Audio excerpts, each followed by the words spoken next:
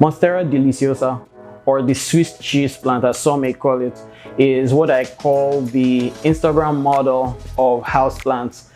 That's because it's a really beautiful plant with huge leaves and fenestrations that make each leaf very different. So fenestrations are those holes in the Monstera plants that give them this unique characteristic trait.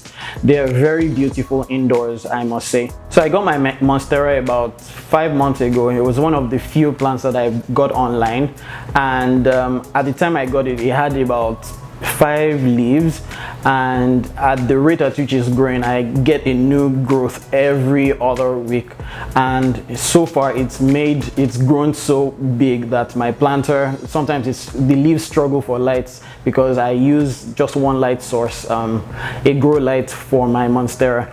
So I decided I was going to split my plant into a couple of other plants and propagate them. So today I'm going to be showing you a quick and easy way to propagate your Monstera plant. It's so easy, you won't believe that you had to watch me tell you how to do this before you learned how to do it. So there are a few requirements to propagating your Monstera. First, you will need a pair of scissors or a pruning knife. You need gloves, which are optional. You need the container or the bottle or the jar that you're going to put your Monstera, and of course you will need water. So let's get started. I would need to take my planter to my patio where there is much light and I can properly demonstrate what I'm trying to achieve here.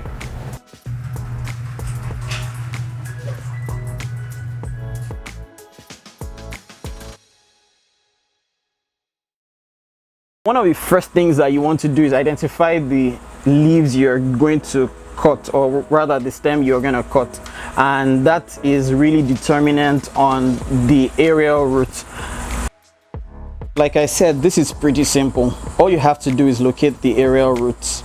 If you don't see aerial roots on the Monstera, it may just not be the right time for you to do this, because the new root system would grow from this in water.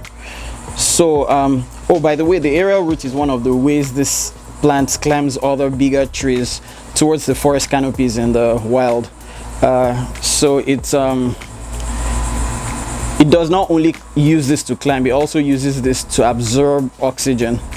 So you want to cut this about an inch below the largest aerial root.